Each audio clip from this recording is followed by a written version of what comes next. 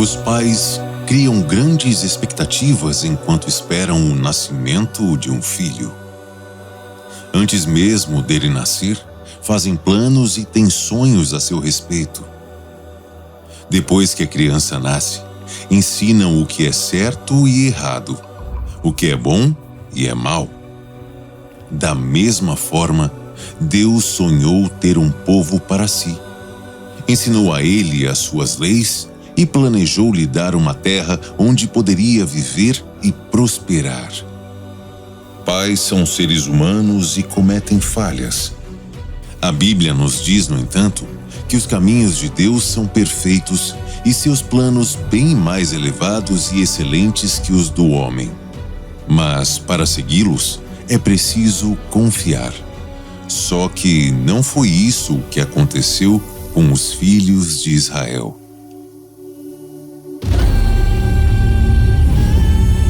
Este é o podcast Bible Plus e você está ouvindo o segundo episódio de Números.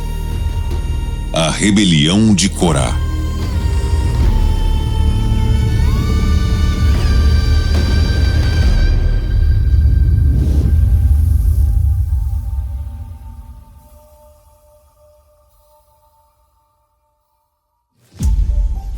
Depois de 1 ano habitando no deserto, finalmente havia chegado a hora de conquistar a terra prometida.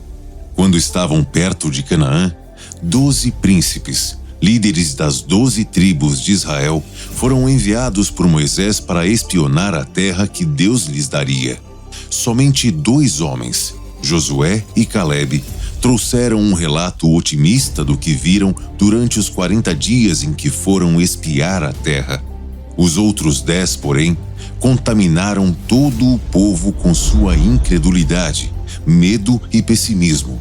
Deus se irou contra os rebeldes, que mesmo tendo presenciado tantos milagres, continuavam murmurando contra ele.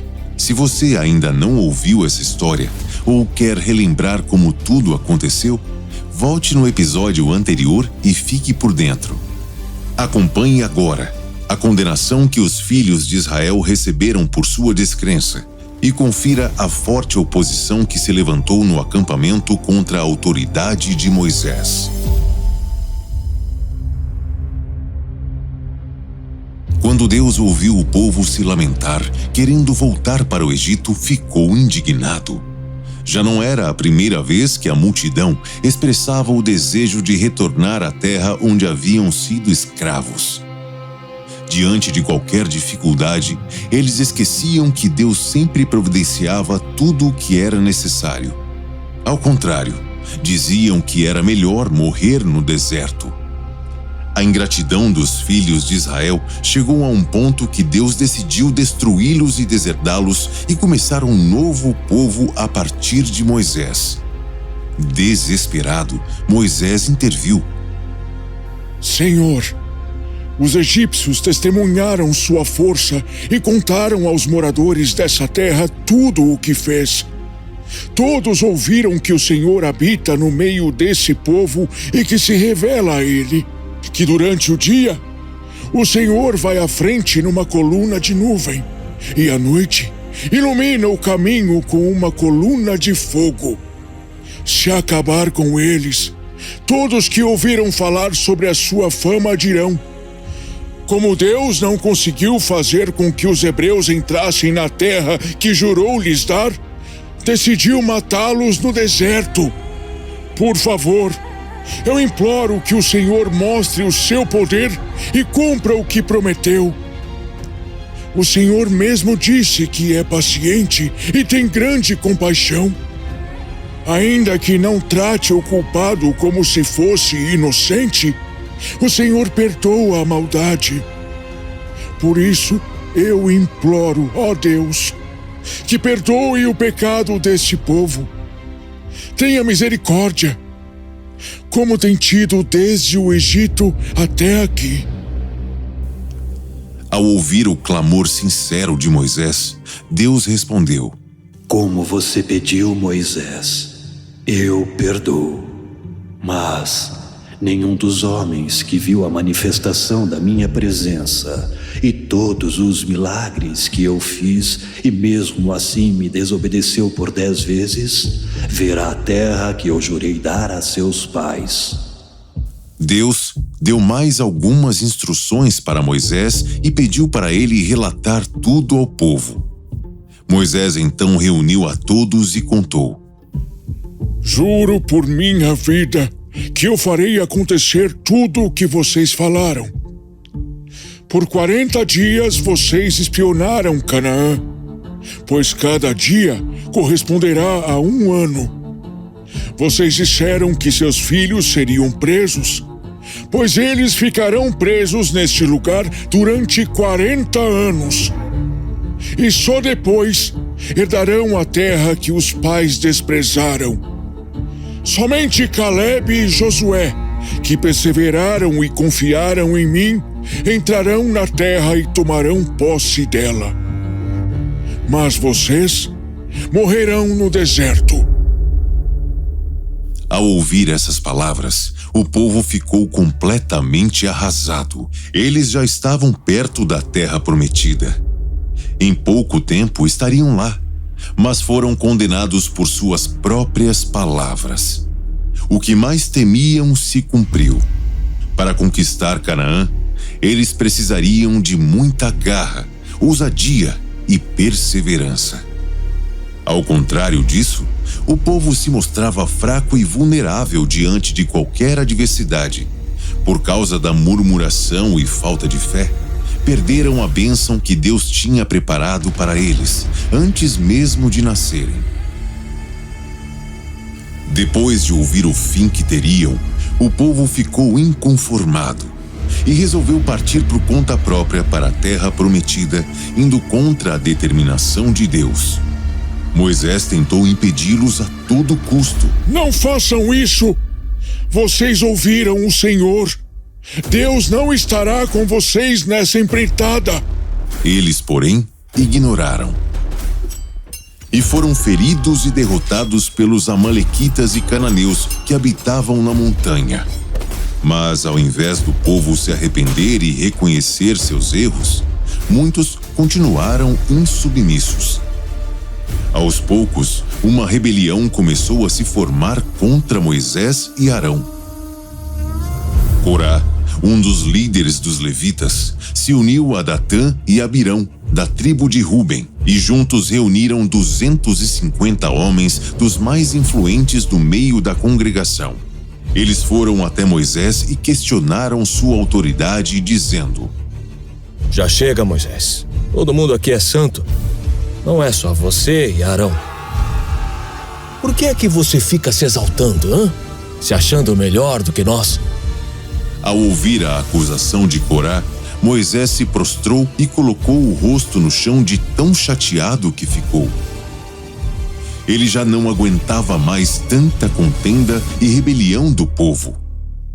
O próprio Deus já tinha mostrado que não tolerava esse tipo de atitude, mas mesmo assim, as pessoas não mudavam de postura. Moisés então disse: Amanhã cedo, o Senhor mostrará quem é dele e quem é santo.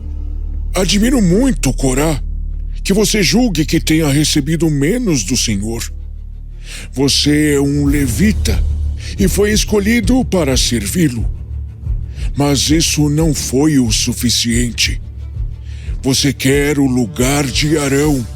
Segundo a tradição judaica, Corá era um homem rico e renomado e não se conformava com o fato de Arão, que era humilde e não tinha muitas posses, ocupar o cargo de maior importância entre os levitas, o sumo sacerdócio.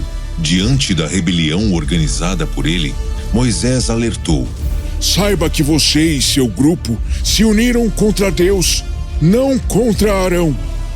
Moisés então mandou chamar Datã e Abirão, que não estavam ali naquele momento, mas apoiavam Corá. Datã e Abirão, no entanto, se recusaram a ir até Moisés. Eles mandaram um recado desaforado, dizendo: Diga a Moisés que ele não nos levou para uma terra boa e nem nos fez herdar campos e vinhedos.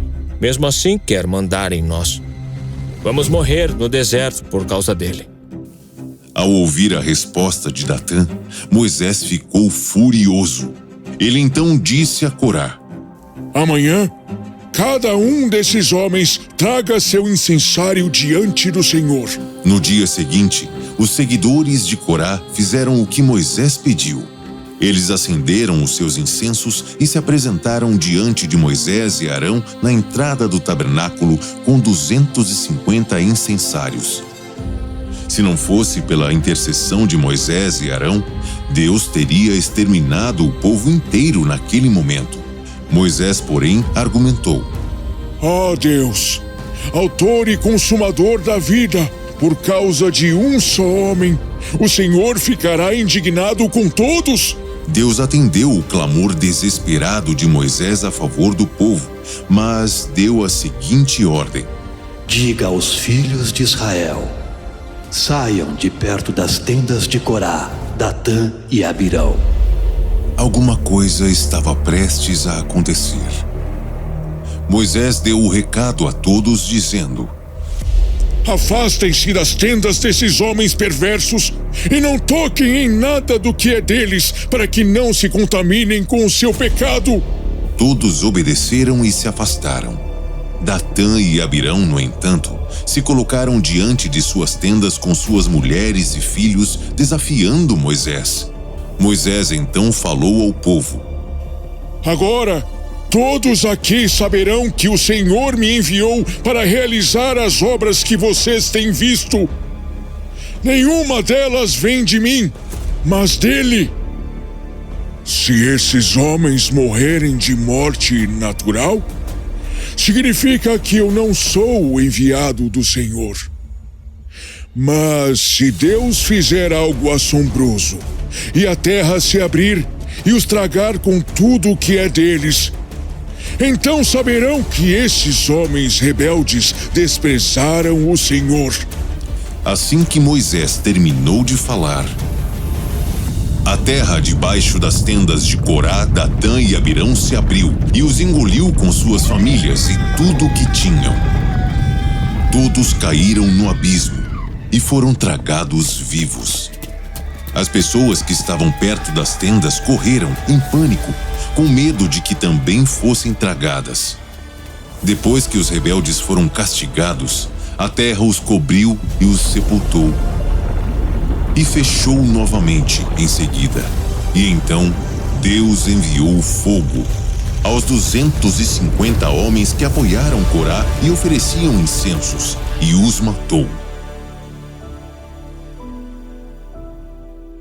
Infelizmente, nem mesmo esses terríveis acontecimentos foram capazes de calar o povo, que continuava causando tumulto para destituir Arão do cargo e desonrar Moisés. Muitos o acusavam de favorecer o irmão e queriam colocar um limite em seu poder. Para colocar um fim nisso, Deus ordenou: Moisés, peça a cada um dos príncipes das tribos de Israel um cajado com o nome deles. Escreva o nome de Arão no cajado de Levi. Coloque os 12 cajados no santo lugar diante da arca da aliança. O cajado do homem que eu escolher florescerá. Assim, eu farei cessar as murmurações dos filhos de Israel contra vocês. Os príncipes fizeram o que Moisés pediu. Cada um deles trouxe um cajado, também chamado de bordão, com seu nome escrito. Moisés então colocou os 12 cajados no tabernáculo como Deus ordenou.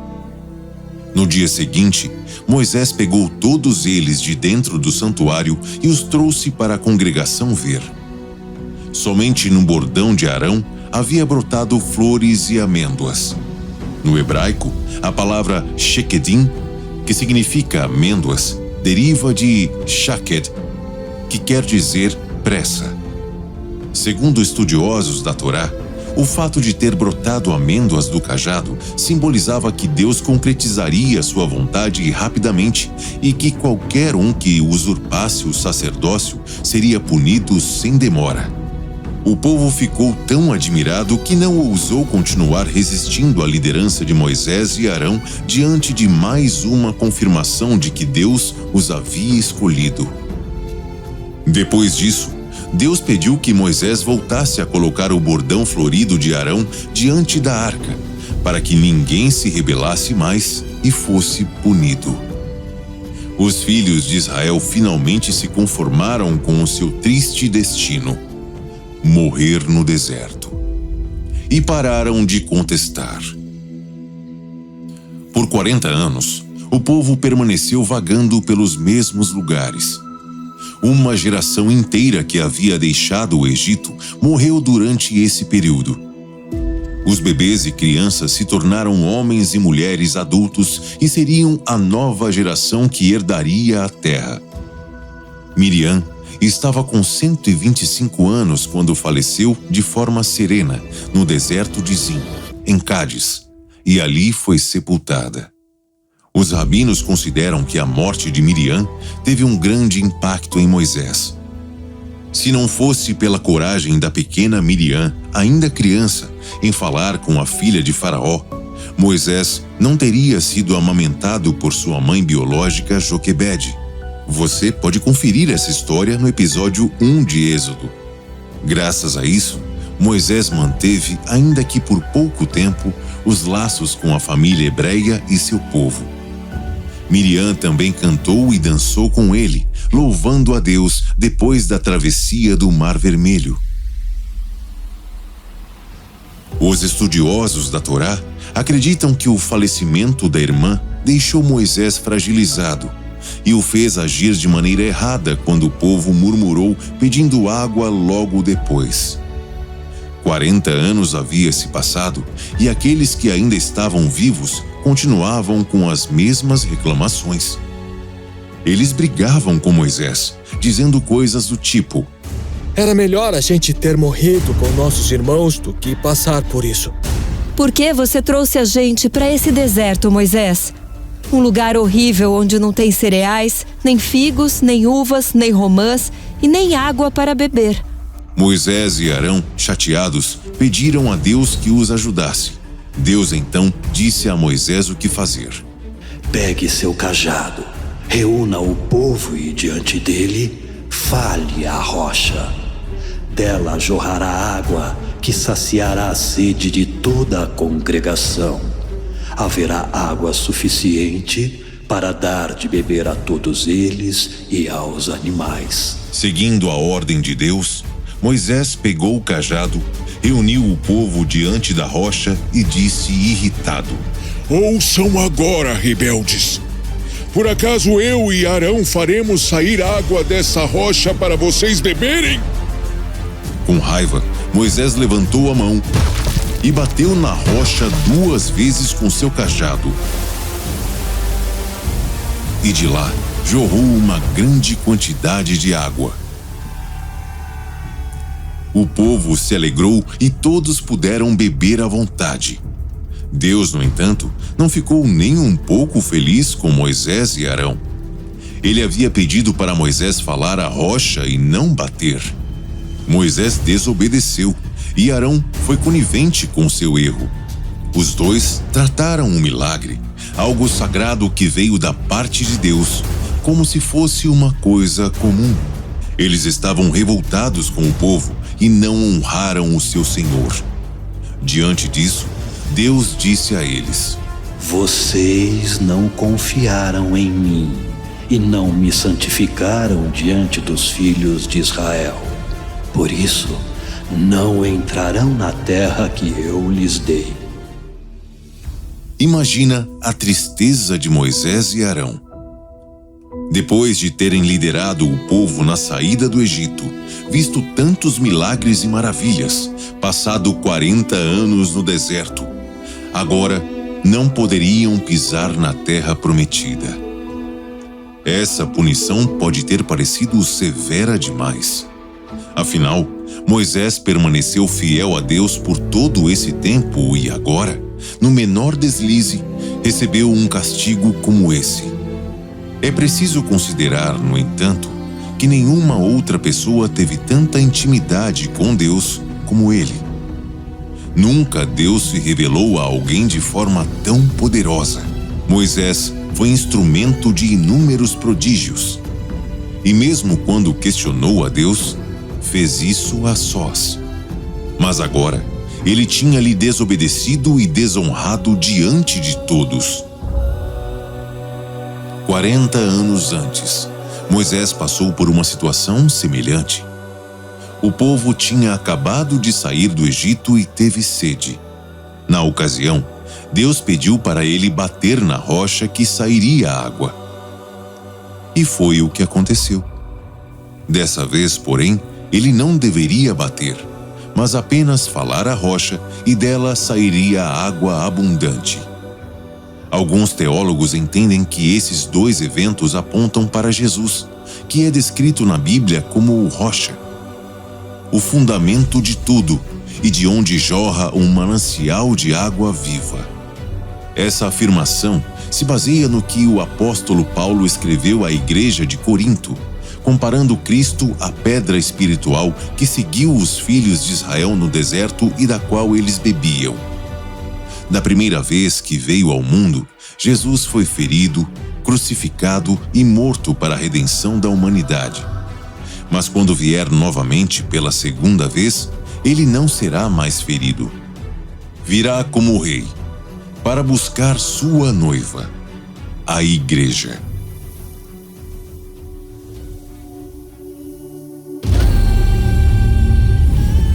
Acompanhe no próximo episódio de Números o avanço implacável dos filhos de Israel, cada vez mais perto da terra prometida. E veja como a fama deles aterrorizou o rei dos Moabitas, a ponto de pedir para um feiticeiro poderoso amaldiçoá-los. Mas será que algo conseguiria impedir que a vontade de Deus se cumprisse?